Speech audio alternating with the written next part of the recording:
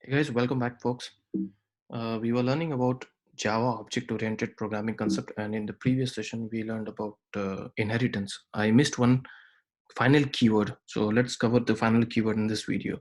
So, what is final keyword? So, basically, we're gonna understand final keyword is a reserve keyword in a Java, which can be used either on class, variable, or method. Okay, so we'll see the implementation of the final keyword and why it is needed. So, in a previous session, we understood what is inheritance, right? Why we use an inheritance. So simply, I'll tell you one thing. Class B, here we have two classes, class A and class B. Class B is extending class A.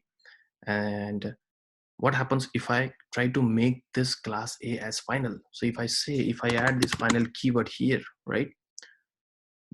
The moment I add a final keyword on class A, if I go to class B, now here it will start showing me an error. The reason because you can't extend a final class. So final, as name indicates, it's final. It's like I don't want any changes.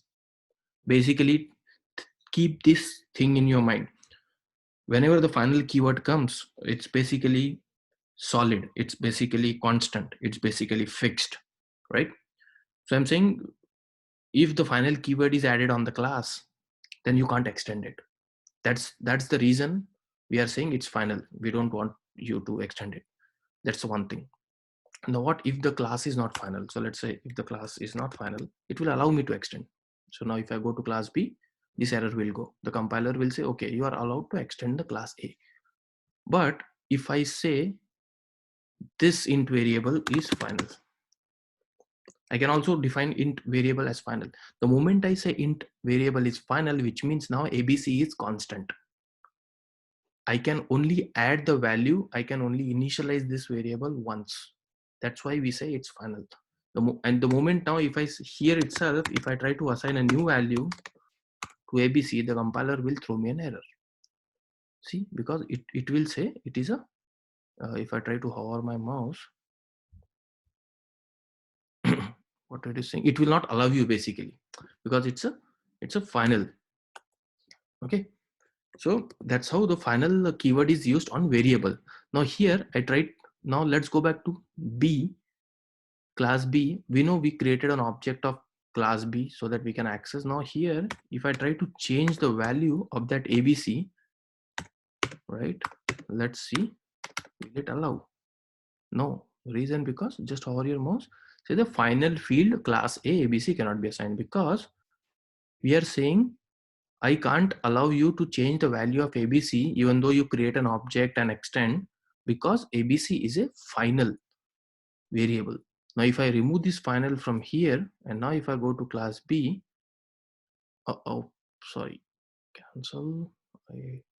And now if I try to save this,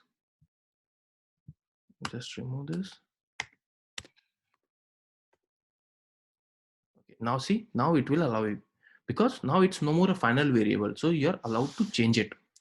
So these are the two things we learned. What is, once you create a final class, you can't extend it. Basically, you can't inherit it, right? Second, if you define a final variable, you are not supposed to change the value of that variable. That is considered, that will be treated as a constant variable. Now you'll ask me, Saurabh, why do we need it? See, talking about automation, there will be a lot of time you will need some constants. You will need some variable which you don't want it to change. So let's say, practically speaking, when I'm creating an invoice in my application, I always want that invoice number to start with, let's say, INV underscore. I don't want anyone to change that. So what I'll do is, I'll create an invoice. I'll say final, and I'll say string, and say invoice equal to, and I'll say INV underscore.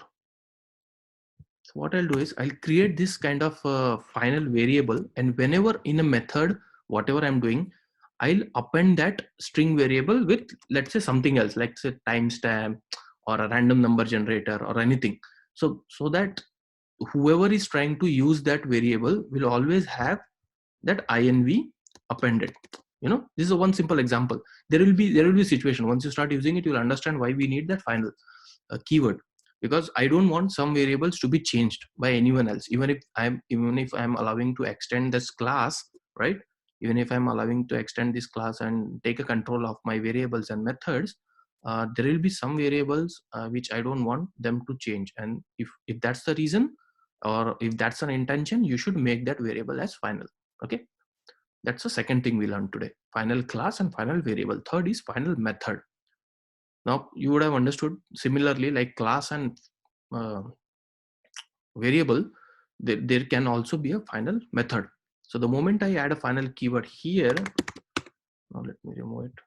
What it will do is it will not allow you to override that method. Okay. Now, if you want to know more about override, I have detailed video, I think 32 or 33. So go and listen to that video. It's very, very straightforward. So the moment I do overriding, sorry, the moment I add a final keyword on any method, that method will not be allowed to override. Okay. So what we learned today, final variable, if I use a final keyword, then it will stop value change. If I use a final method, then it will prevent method overriding. If I use a final on the class, then it will prevent inheritance.